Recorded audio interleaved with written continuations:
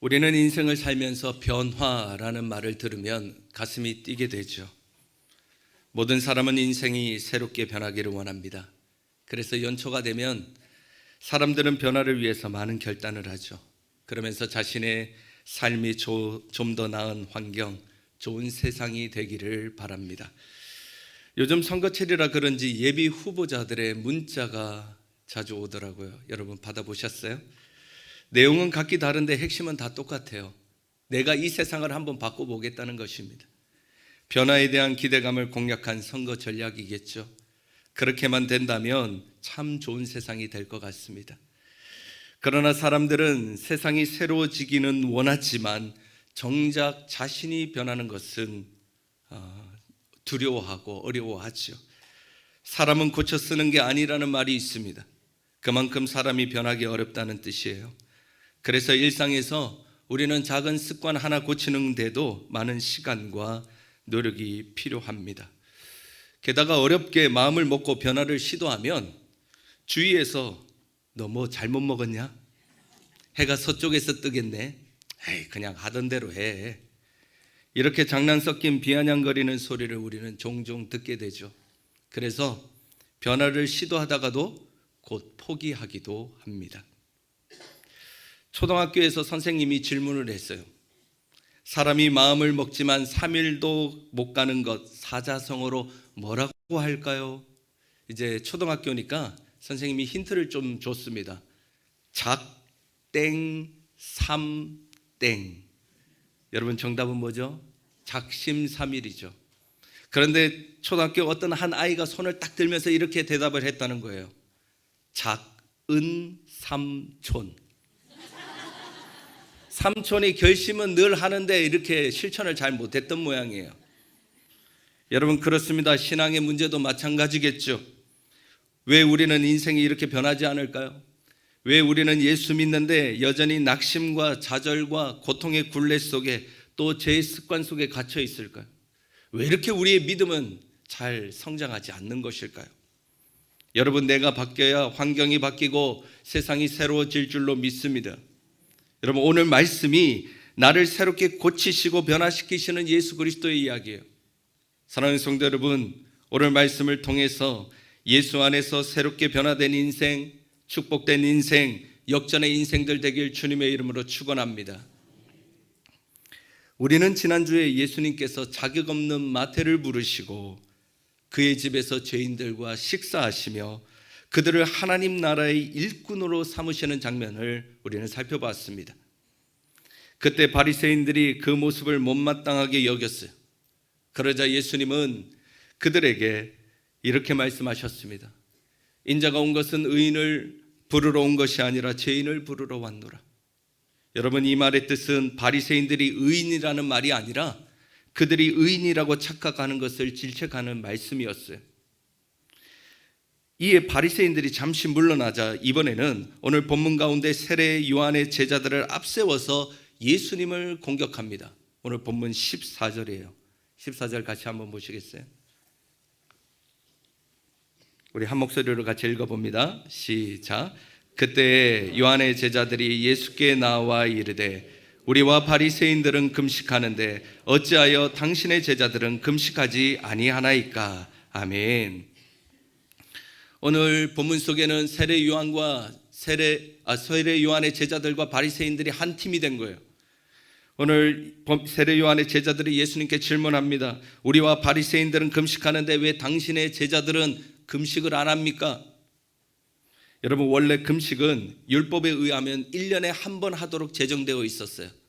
근데 바벨론 포로기 이후에 그것이 4번으로 늘어나더니 예수님 당시 때는 바리새인들이 스스로 그 횟수를 늘려 일주일에 2번, 그러니까 1년에 약 100번씩 금식했다는 겁니다.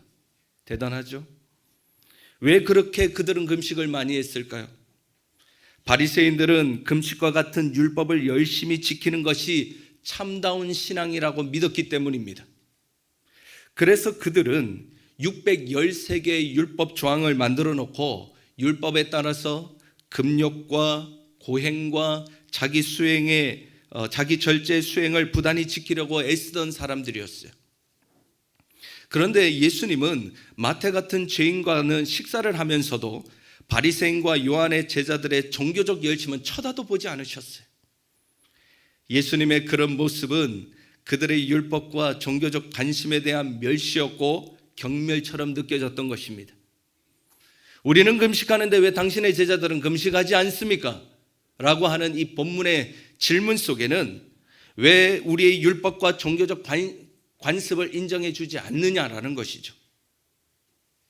그러자 오늘 본문에서 예수님은 세례 요한의 제자들에게 참 신앙이 무엇인지를 가르쳐 주고 계십니다. 오늘 본문 15절이에요.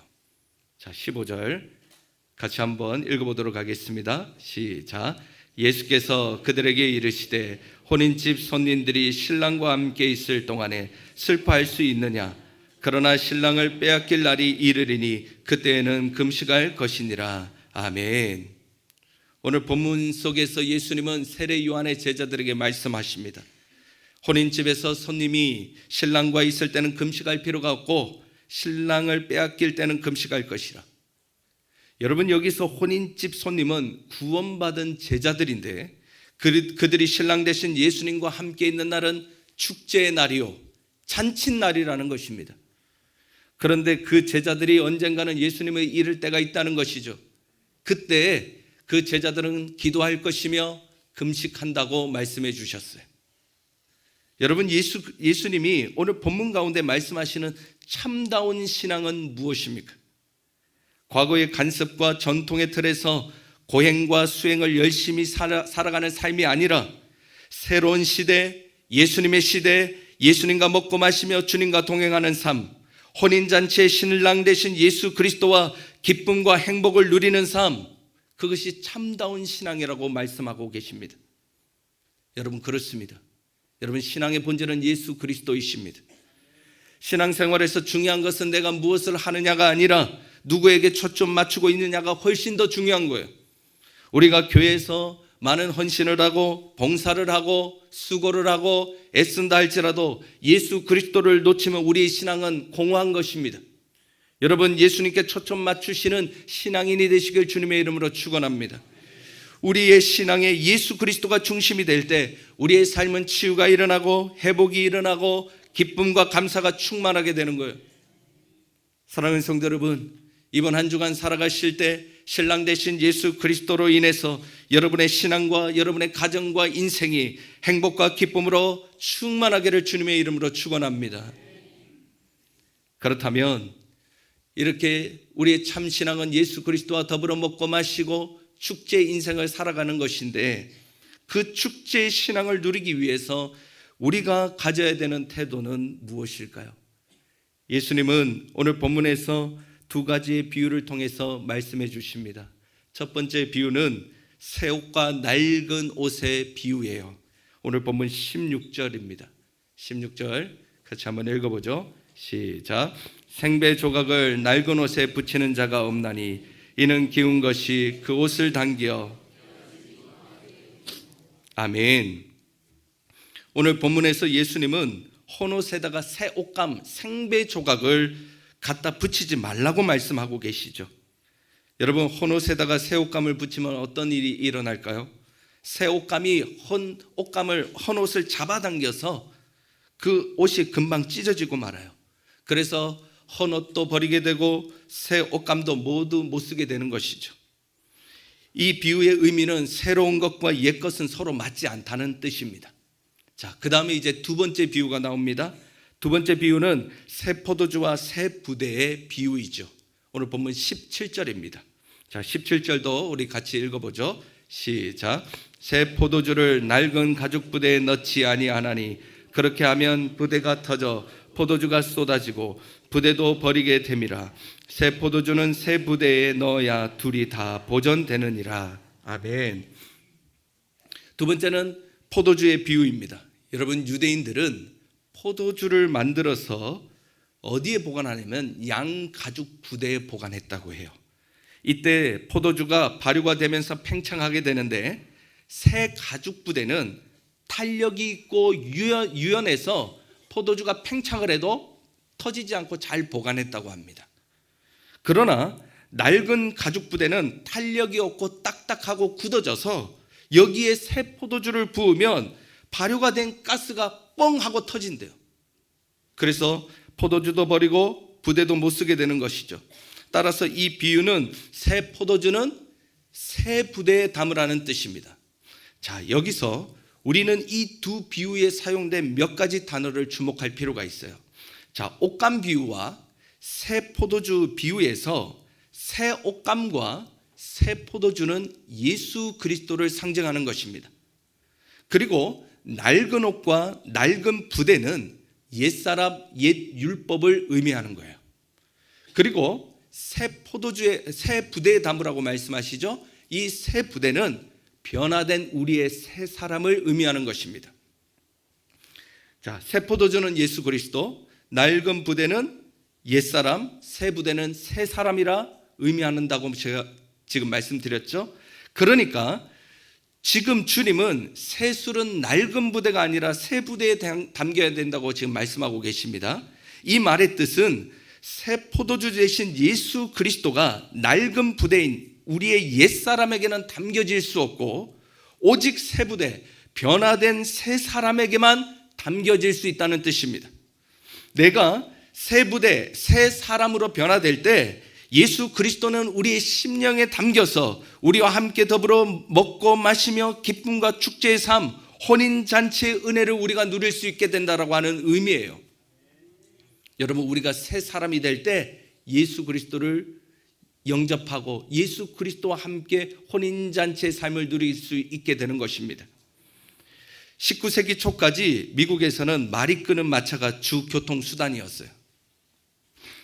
덕분에 마차 운송 회사들은 큰 돈을 벌었습니다. 문제는 19세기 말에 헨리 포드가 자동차를 발명하면서 일어났어요. 이 자동차, 이 쇳덩어리가 따그닥 따그닥 타고 다니는 말도 필요 없이 그냥 막 자동으로 막 굴러가는 것입니다. 마차 회사들이 그 모습을 보고 큰 충격에 빠졌습니다. 그리고 회사마다 대책 회의를 열었어요. 어떻게 자동차를 이길 것인가? 어떤 회사는 말 2마리가 끌던 마차를 4마리로 늘려보자. 어떤 회사는 마차의 재질을 가볍게 해서 기동성을 높여보자. 별의별 방법이 다 동원됐어요. 그러나 수십 마력의 힘을 가진 자동차를 이길 수 있는 마차는 이 세상에 없었습니다.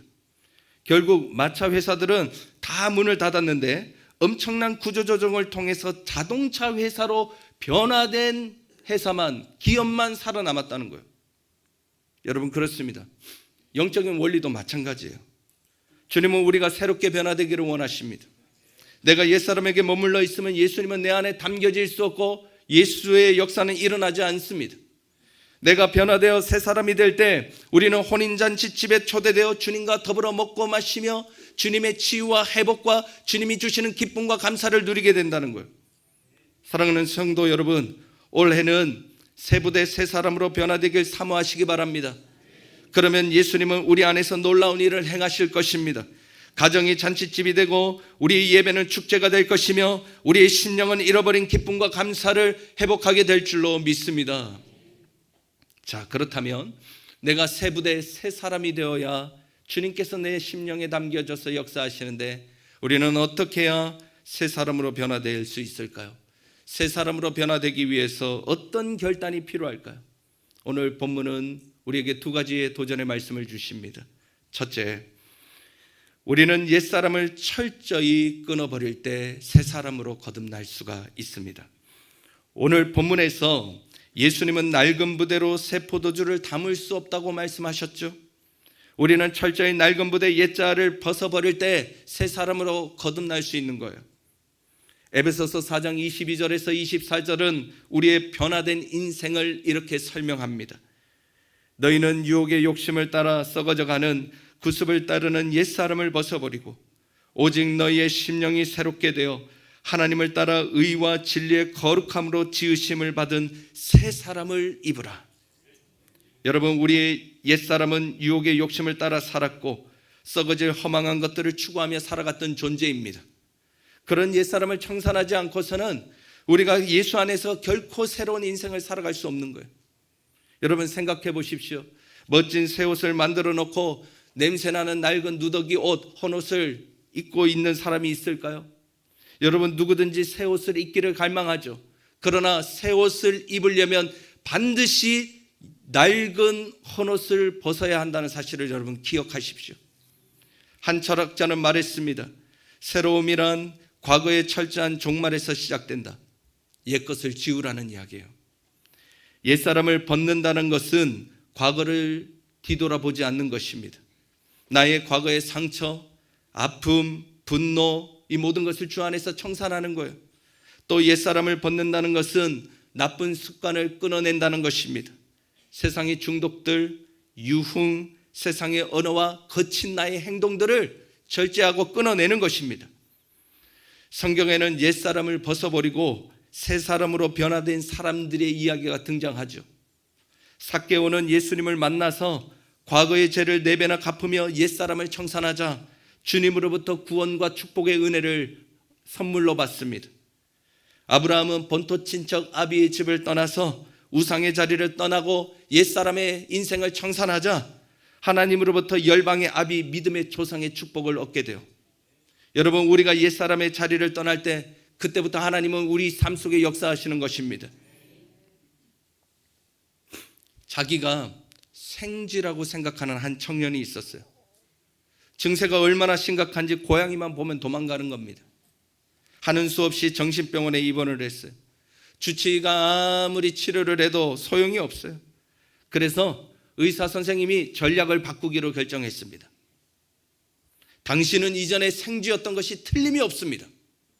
그 얘기를 듣자마자 청년이 기가 쏠깃해지면서 자기를 이해해 준 의사가 나타났다고 너무 고맙게 생각했어요. 네, 선생님 틀림없죠. 제가 옛날에 생쥐였죠. 그래, 자네는 틀림없는 생쥐였어. 그러나 지금은 변화되어 사람이 되었던 거야. 그렇게 청년의 마음을 만져주고 위로해 주니까 막 청년이 눈물을 글썽이면서 그렇군요. 제가 마침내 쥐의 생활을 청산하고 사람으로서 삶을 살게 되었군요. 그 사실을 깨닫게 해주시니 너무나 감사합니다. 그렇게 완치를 받고는 이 청년이 당당히 병원 문을 열고 밖으로 나가다가 갑자기 다시 병원으로 뛰어들어오면서 의사 선생님을 찾았어요. 선생님, 병원 앞에 고양이가 있습니다. 무서워 죽겠어요. 의사가 그 얘기를 듣고 너무 어이가 없는 거예요. 아니, 당신은 더 이상 생쥐가 아니지 않습니까? 고양이를 더 이상 무서워할 필요가 없습니다. 그랬더니 그 청년이 조심스럽게 이렇게 말했습니다. 그런데 선생님, 저 고양이도 제가 더 이상 생쥐가 아니라는 사실을 알까요? 청년은 여전히 자기의 옛 모습을 지우지 못한 것이죠. 여러분, 그렇습니다. 나의 옛 모습을 철저히 지워버려야 비로소 내가 새 사람이 되는 것입니다. 여러분들은 지워버려야 될 옛사람은 무엇입니까? 내 속에 있는 미움, 상처, 두려움, 나의 거친 입술, 부정적인 생각, 세상의 죄의 습관들. 사랑하는 성도 여러분, 오늘 예배 가운데 여러분의 옛자를 벗기로 결단하시기 바랍니다. 성령 하나님께 도우심을 간구하십시오. 그때 여호와 라파치여 하나님께서 우리 심령을 어루만지시고 우리를 새로운 사람으로 고쳐주실 줄로 믿습니다. 누구든지 그리스도 안에 있으면 새로운 피조물이라 이전 것은 지나갔으니 보라 새 것이 되었도다. 여러분, 우리가 옛 것을 청산할 때 하나님은 새로운 시대, 새로운 은혜, 새로운 회복을 저와 여러분의 심령 가운데, 우리 가정 가운데, 우리 공동체 가운데 부어주실 줄로 믿습니다. 두 번째, 우리는 어떻게 새 사람으로 거듭날 수 있을까요? 우리는 순종의 사람이 될 때 새 사람이 될 수가 있습니다. 오늘 본문에서 주님은 새 사람을 새 가죽 부대로 비유하여 말씀해 주십니다. 여러분, 새 가죽 부대의 특징은 딱딱하지 않고 신축성이 있으며 유연하여 새 포도주를 잘 보관한다고 말씀드렸죠. 여러분, 우리가 예수님 앞에서 유연한 마음을 갖는 것, 순종의 마음을 갖는 거예요. 새 포도주 대신 예수님이 늘어났다 줄어들었다 할 때 우리가 유연하면 그 가죽 부대가 늘어났다 줄어들었다 예수님께 맞출 수 있는 것이죠. 우리가 예수님 앞에서 유연한 마음, 순종의 마음을 가질 때 새 포도주 대신 예수님은 그때 우리에게서 일하시는 것입니다. 여러분, 신앙생활에서 중요한 것이 참 많죠. 말씀, 기도, 전도, 봉사, 선교, 구제 다 같이 있는 것입니다.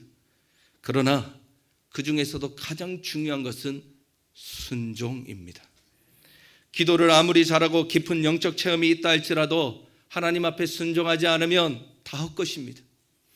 우리가 말씀에 대한 지식과 신령한 지혜가 풍부하다 할지라도 그 말씀 앞에 순종하지 않으면 다 부질없는 것입니다. 사도 바울은 빌립보서 2장에서 예수님의 순종에 대해서 이렇게 이야기하죠. 그는 근본 하나님의 본체시나 하나님과 동등됨을 취할 것으로 여기지 아니하시고 사람의 모양으로 나타나사 죽기까지 복종하셨으니 곧 십자가에 죽으심이라. 여러분, 사실 예수님의 삶 전체가 순종이었습니다. 예수님은 순종하기 위해서 이 땅에 오셨습니다.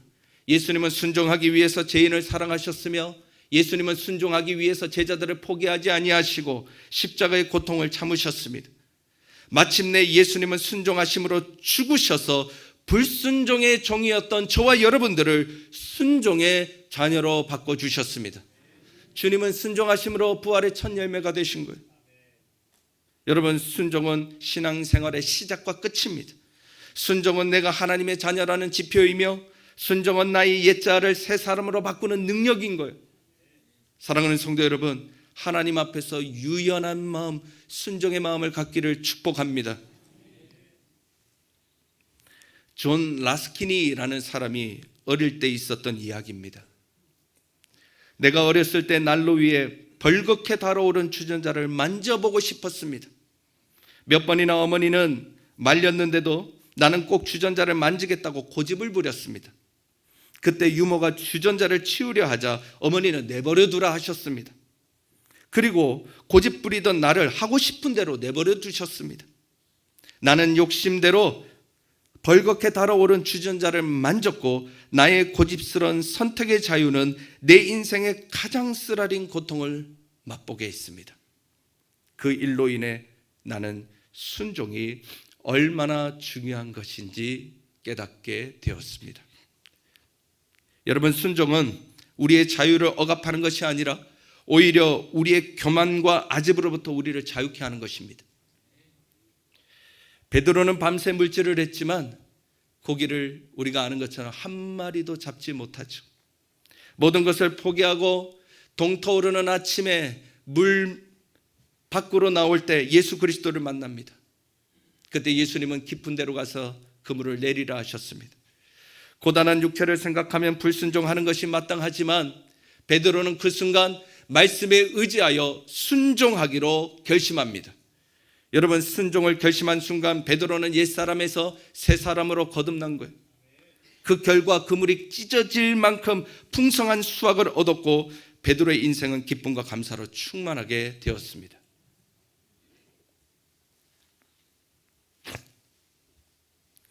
저는 큰습 동사 목사님이신 신경현 목사님을 참 좋아합니다. 저도 홍익교에서 이제 9년 차인데 그분은 16년이나 되셨대요. 대단하죠. 이제는 좋은 버시고 좋은 동력자고 저의 소울메이트입니다. 어렵고 힘들 때마다 서로 위로하는 사이가 됐어요. 과부의 마음은 과부가 안다고, 동사 목사의 마음은 동사 목사가 아는 것이죠. 제가 그를 오랫동안 지켜보니까 그가 특별한 능력을 갖춘 사람은 아닙니다. 노래를 좀 잘하고 잘 웃고 그런 특징이 있죠. 그럼에도 불구하고 그가 한 공동체에서 이렇게 오랫동안 귀하게 쓰임받는 이유가 무엇일까? 제가 이렇게 지켜보니까 신경영 목사님은 순종의 사람입니다. 신 목사님은 하나님 앞에서 교회 앞에서 늘 순종하기를 몸부림치는 사람이에요. 같이 사역하다 보면 어렵고 힘든 일들이 참 많았습니다. 그리고 신 목사님이 감당할 수 없을 만한 그러한 일들도 참 많았어요. 그때마다 제가 옆에서 보니까 하나님 앞에서 엎드려 기도하면서 자신이 감당할 수 없는 일을 끝까지 순종하게 해달라고 기도했고 저에게도 그 중보를 부탁한 적이 여러 번 있었어요. 그러다 보니까 하나님이 그 목사님에게 늘 새로움의 은혜를 부어주시는 거예요. 특별한 능력도 재능도 많지는 않지만 그럼에도 불구하고 새로운 은혜를 부어주시는 그 힘으로 사역을 감당하는 것을 지켜보게 됐습니다. 여러분, 그렇습니다. 우리가 순종의 사람이 될 때 하나님은 우리를 새 사람 되게 하여 주시고 주님이 주시는 자유와 은혜를 풍성하게 누리게 해주신다는 것입니다. 사랑하는 교회 여러분, 여러분 안에 있는 경험과 지식과 고집을 제발 내려놓으시기 바랍니다. 아무것도 보이지 않는다 할지라도 주님의 말씀에 순종의 발걸음을 옮기면 하나님은 광야의 길을 내시고 높은 산을 평지로 만드시며 우리의 슬픔과 절망을 은혜의 영광로 녹여 혼인잔치집의 신랑의 기쁨을 우리에게 회복시켜 주실 줄로 믿습니다. 사랑하는 성도 여러분, 순종의 믿음으로 여러분의 인생이 새로워지고 하나님이 주신 새로움의 축복과 은혜를 누리시는 우리 홍익의 모든 교우들 되시길 주님의 이름으로 축원합니다. 맥스 루케이도 목사님, 하나님 저도 고치실 수 있나요? 라는 책이 있어요. 그 책에 나오는 간증이죠. 나는 18살에 술이 얼마나 센지 맥주 한 상자를 마셔도 끄떡이 없었다. 다행히 20살에 주님을 영접해서 술을 끊었지만 세월이 흘러도 시원한 맥주 맛을 잊지 못해 가끔 시원한 맥주를 한 입에 털어넣는 상상을 했다. 그러다가 2년 전 유혹을 이기지 못하고 치킨에 맥주 한 캔쯤이야 했고 그 다음에는 반주로 한두 캔 맥주는 아무렇지도 않게 마셨다. 어느 무더운 여름날 남성교회 수련회 설교하러 가는 중 어찌나 더운지 땀이 비오듯 했다. 음료수로는 견딜 수가 없어 외딴 시골 구멍가게에서 손님이 다 빠져나갈 때까지 기다렸다가 재빨리 들어가 맥주를 사서 뒷춤에 감추고 차로 달려왔다. 그런데 갑자기 십자가를 외면한 베드로에게 일어난 일처럼 어디선가 수탉이 울었다. 퍼뜩 정신이 들어서 맥주를 쓰레기통에 집어던지고 하나님께 손이 발이 되도록 빌었다. 목회자가 어떻게 술을 다른 때도 아니고 수련회 설교하러 가는 중에 그럴 수 있단 말인가? 얼마나 위선의 극치인가. 나 자신이 한없이 미워졌다. 머리로는 자신을 용서해야 된다는 것을 알았지만 마음이 용서를 허락하지 않았다. 그렇게 오랫동안 회개하던 끝에 마침내 성만찬 가운데 주님의 은혜를 경험했다. 베드로에게 찾아가셔서 상을 차려주셨던 예수님이 내 앞에서도 푸짐하게 상을 차려주셨다. 해변에서 모닥불을 피우셨던 구주께서 내 마음의 불씨를 다시 되살려 주셨다. 주님이 차려주신 식탁에 다시 앉으니 날아갈 것만 같았다. 맥스 루케이도. 여러분, 그렇습니다. 우리도 맥스 루케이도 목사님처럼 은혜받아 하나님의 자녀가 되었음에도 불구하고 옛자로 돌아갈 때가 있죠. 언제부턴가 은혜가 식고 내 심령은 딱딱한 낡은 부대가 되었는지도 모르겠습니다. 왜 이렇게 기쁨이 없지? 왜 이렇게 감사가 없지? 신앙생활이 왜 이렇게 버겁지? 그런 생각이 드는 것이죠. 여러분, 오늘 본문의 바리새인과 요한의 제자들도 그랬던 것입니다. 그들도 처음부터 낡은 부대는 아니었을 것입니다.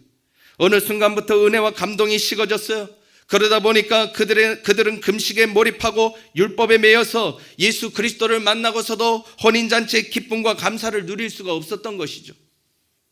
여러분, 참다운 신앙은 무엇입니까? 오늘 주님께서는 새 술을 새 부대에 담는 것이라 말씀해 주셨습니다. 우리가 새 사람으로 변화되어 우리 심령 가운데 예수 그리스도를 담아 예수님과 더불어 먹고 마시는 혼인잔치의 기쁨과 즐거움을 누리는 것, 그것이 참다운 신앙이라는 거예요. 여러분, 우리가 참다운 신앙을 회복하기 위해 여러분 옛자를 벗어버리십시오. 순종의 발걸음을 오늘부터라도 한번 옮겨 보십시오. 그리고 새 사람으로 거듭나시기를 바랍니다. 그러면 오늘 본문 가운데 또 베드로 가운데 찾아가시고 맥스 루케이도 목사님을 찾아가신 예수 그리스도께서 우리를 찾아오셔서 우리에게 상을 베풀어 주시고 다시 기쁨과 행복의 은혜를 부어주실 줄로 믿습니다. 이번 한 주 우리의 심령이 새로워지고 가정이 새로워지고 교회 공동체가 새로워져서 여러분의 신앙과 여러분의 삶이 날마다 축제와 잔치의 인생이 되는 우리 홍익의 모든 식구들 되길 주님의 이름으로 축원합니다. 기도하겠습니다. 고맙고 감사하신 하나님, 주님은 새 술은 새 부대에 담으라 말씀하셨습니다. 하나님, 우리가 새 사람으로 거듭나서 하나님의 말씀을, 예수 그리스도를 우리의 심령에 담아 하나님 다시 기쁨과 잔치의 신앙을 회복하기를 원합니다. 주님, 우리 옛사람을 지워버릴 수 있도록 주님 도와주시옵소서. 오늘부터 순종의 발걸음을 한 발씩 한 발씩 옮겨나가는 결단의 믿음을 허락하여 주시옵소서. 그리할 때 하나님, 우리 속에 새술이 담겨질 줄로 믿습니다. 하나님, 우리 속에 놀라운 축복과 은혜가 회복될 줄로 믿습니다. 우리 공동체 하나님, 회복을 넘어 부흥의 은혜를 허락하여 주시옵소서. 이 모든 말씀 예수님의 이름으로 기도드렸습니다. 아멘.